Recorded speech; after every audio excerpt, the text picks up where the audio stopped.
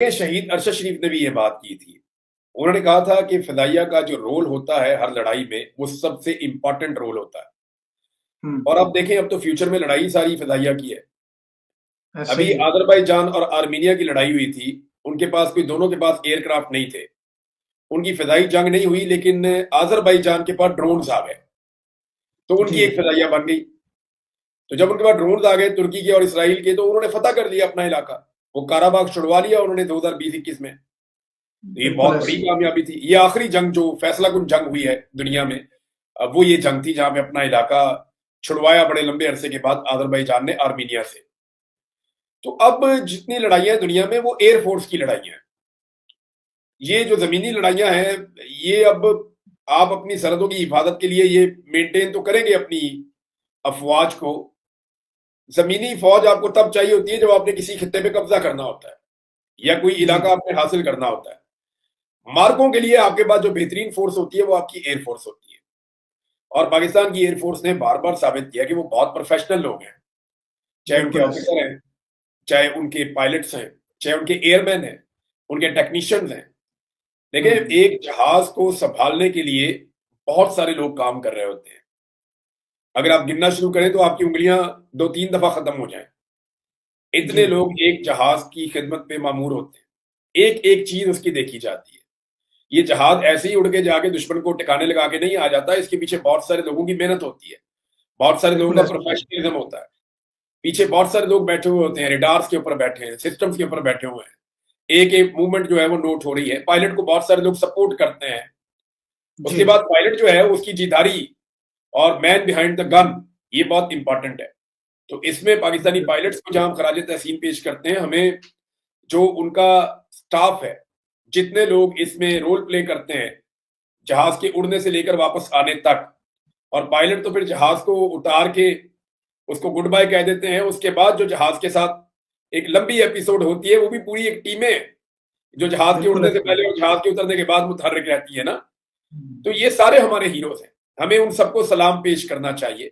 और एयरफोर्स की देखें बिल्कुल। ना, एक खूबी बड़ी जबरदस्त है कि उन्होंने कभी सियासत में मुदाखलत भी नहीं की, कभी बंदे भी अगवा नहीं किए, कभी मार कुटाई भी ऐसा नहीं की, कभी कोई कारोबार भी नहीं किया एयरफोर्स ने। तो जी, जी, एयरफोर्स से लोगों को वैसे ही बहुत प्यार है। तो पाकिस्तान को जो बिल्कुल। है वो एयरफोर्स के बजट को मजीद बढ़ाना चाहिए, इनके किरदार को मजीद वसी करना चाहिए, क्योंकि यही हर दफा हमारे सबसे ज्यादा काम आते हैं। बड़ी फौज से होता है ना।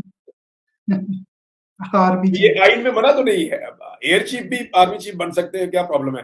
अब यानी वो जी, बन सकते हैं, जो लेकिन हम वही ये अपनी मतलब फौज से चुनते हैं। जो ये जिस ठीक तरह है वो पाकिस्तान में, और ये इसी तरह चल रहा है, दुनिया में भी ऐसे ही होता है, लेकिन पाकिस्तान में जरा। लेकिन हमारी एयरफोर्स इतनी इंपॉर्टेंट है कि हमें इसके बारे में बहुत कुछ सोचना चाहिए।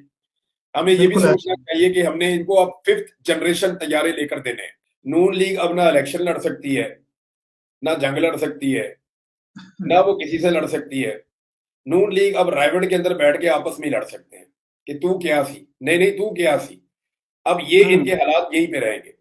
मियाँ साहब जो हैं वो मोर्चे में घुसे हैं रायगढ़ वाले बेसमेंट में, और जब उन्हें पूरा यकीन हो गया कि अमेरिका ने अब गारंटी दे दी है कि जंग बंदी है, तो फिर मियाँ साहब उस मोर्चे से बाहर निकले और निकलकर उन्होंने एक ऐसा ट्वीट किया, जो अगर ना करते तो भी वही हालात थे, जो अगर कर दिया तो भी वही हालात है। अब मियाँ जी, साहब इस कौम की तर्जुमानी करने में मुकम्मल तौर पे नाकाम रहे। मियाँ साहब मोदी के साथ ताल्लुकात भी रखना चाहते हैं और पाकिस्तानियों के लीडर भी बनना चाहते हैं। ये दोनों हुँ, चीज़ें एक साथ मैनेज करना मुश्किल है। और इमरान खान की जो थॉट्स हैं उनमें क्लैरिटी बहुत है। तो जब इतनी हुँ, क्लैरिटी वाली सोच वाला आदमी आपका मद्दे मुकाबिल हो, तो फिर आप इब्हाम के साथ लोगों को बेवकूफ नहीं बना सकते। तो पीएमएलएन की तो सियासत ही बढ़ गई है। दूसरा देखें, उनका मीडिया सेल खामोश थे। और एक चीज मैं आपको और बता देता हूँ, ये जी, जितने डाउट्स हैं ना, इनको रस्सा बांधा गया था आज से हुँ, 4-5 दिन पहले। और वो रस्सा इनको इसलिए बांधा गया था कि पाकिस्तान तहरीक इंसाफ के कुछ लोगों ने साफ कहा था कि हम फौज के साथ, अपने मुल्क के साथ खड़े हैं। ये जंग का मामला है, हम पूरी सपोर्ट इंडिया के मुकाबले में पाकिस्तान को करेंगे। बिल्कुल तो ऐसे ही इनको जो है वो रस्सा डालो। तो फिर एस्टेब्लिशमेंट ने अपने टाउट्स को रस्सा डाल दिया था। आपने देखा होगा कि 5 दिन तक उनके मुंह से चूं भी नहीं निकली।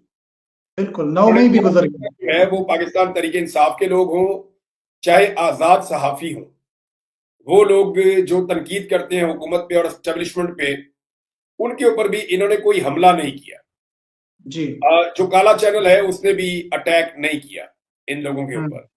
तो एस्टेब्लिशमेंट ने एक्चुअली रस्सा बांध दिया था अपने टाउट्स को और अपने सारे असासों को कि आपने अब पाकिस्तान तहरीक इंसाफ पर या आजाद सहाफियों पर और जो एक्टिविस्ट हैं या आम पाकिस्तानी हैं उनको जी। गद्दारियों के सर्टिफिकेट आपने नहीं बांटने। और फिर पूरे पाकिस्तान ने पाकिस्तान का मुकदमा लड़ा और पाकिस्तान तहरीक इंसाफ ने फ्रंट फुट पे खड़े होकर लड़ा, जो पीएमएलएन नहीं कर सकी, जो पीपल्स पार्टी नहीं कर सकी, जो फजल रहमान साहब की जमात नहीं कर सकी। अगर कोई दो पार्टी बहुत मुतहर्रिक रही हैं तो उनमें एक तहरीक लब्बैक के लोग, नहीं मुझे ये मानने दीजिए, तहरीक लब्बैक के लोग भी सोशल मीडिया पे इंडिया को पूरी तरह से जवाब दे रहे थे और बिल्कुल उन्होंने ऐसे। ये नहीं देखा कि उनके साथ माजी में क्या हुआ या हम्म। किन हालात से गुजरे हैं। उन्होंने कहा यार सब कुछ फारग करो, पहले इंडिया को निपटो। तो तहरीक बिल्कुल लब्बैक के ऐसे। लोग भी खुलकर सोशल मीडिया के मैदान में कम से कम वो आए हैं। इसी हम्म। तरह जो पाकिस्तान तहरीक इंसाफ है उसका कंपैरिजन आप एक मजहबी सियासी जमात से तो नहीं कर सकते क्योंकि ये बड़ी ह्यूज जमात है, मुल्क की सबसे बड़ी पॉपुलर जमात है। तो इस जमात ने कमाल कर दिया है, जो पाकिस्तान के बयानिए की जंग इन्होंने लड़ी है, जिस तरह इन्होंने इंडियन मीडिया को बेनकाब किया, जिस तरह जी। इन्होंने इंडियन प्रोपेगेंडा को बेनकाब किया आलमी सतह पे, इसका कोई मुकाबला नहीं है। लेकिन अब आप देखें ना, जैसे ही जंगबंदी होती है उसके बाद दोबारा से रस्से खोले गए हैं कुछ लोगों के, और नहीं भी खोले गए तो वो अब अपने रस्से तोड़ाने की कोशिश कर रहे हैं कि जनाब बिल्कुल ऐसे। दोबारा से हमने गद्दारियों के सर्टिफिकेट भी 5 दिन की खुराक है तो इतनी जल्दी दूर तो नहीं होगी ना। 5 दिन की इनकी खुजली जमा हुई है तो वो अब इन्होंने खुजल रहे आपके सामने अपने कपड़े फाड़ के, तो ये कर लें, दोबारा गद्दारियों के सर्टिफिकेट्स बांट दें। लेकिन एक बात मैं आपको बताऊं, मैंने गुजारिश की थी एक वीलॉग में जी। जी। मिलिट्री एस्टेब्लिशमेंट से कि जनाब अल्लाह ताला ने अगर आपको कामयाबी दे दी है ना तो कौम के इस जज्बे को सलामत रहने दें और ये मुस्तरद शुदा हारे हुए चेहरे जो हैं जिनसे अवाम नफरत करती है और समझती है कि ये मनहूस हैं, इनको कामयाबी के जश्न में शामिल ना होने दीजिएगा, वरना कौम जो है उसके दिल को तकलीफ पहुंचेगी। लेकिन वही मनहूसत फैल गई, दोबारा से हमने देखा कि वो आगे जी मुबारक मिठाइयां खाओ, अभी जीत गए, बल्ले बल्ले। ये नजर नहीं अच्छा। आ रही कहीं पे पिछले चंद दिनों में, ये लुक के अच्छा। बैठे। देखिए पॉलिटिकल लोगों की मैं बात आपको बता देता हूँ, मेरी पीएमएलएन के लोगों से बात हुई, उन्होंने कहा जी हम तो छोड़ना चाहते हैं इमरान खान को और हम ये चाहते हैं कि इमरान खान साहब को बाहर निकाला जाए। पाकिस्तान की जो मिलिट्री एस्टेब्लिशमेंट की क्यादत है, या मैं साफ कहूं तो पाकिस्तान के आर्मी चीफ, उन्हें लगता है कि इमरान खान उनके लिए खतरा हो सकता है और वो नहीं अच्छा। चाहते कि इमरान खान साहब इस वक्त बाहर आ जाए। वो इमरान खान को अपने लिए एक खतरे के तौर पे देखते हैं। उन्हें लगता है कि शायद अगर इस वक्त इमरान खान बाहर आ जाएंगे तो, क्योंकि देखें ना उनका मामला एक्सटेंशन वाला है, वो जब तक 29 नवंबर नहीं गुजर जाती तब तक ये कंफर्मेशन तो नहीं है ना कि वो कंटिन्यू करेंगे अगले 2 साल। फिर कुछ लोग ये कहते हैं कि वो 5 साल और भी आर्मी चीफ रहना चाहते हैं। तो ये यहाँ पे जो भी आर्मी चीफ की सीट पे आता है फिर उसका जाने को दिल नहीं करता।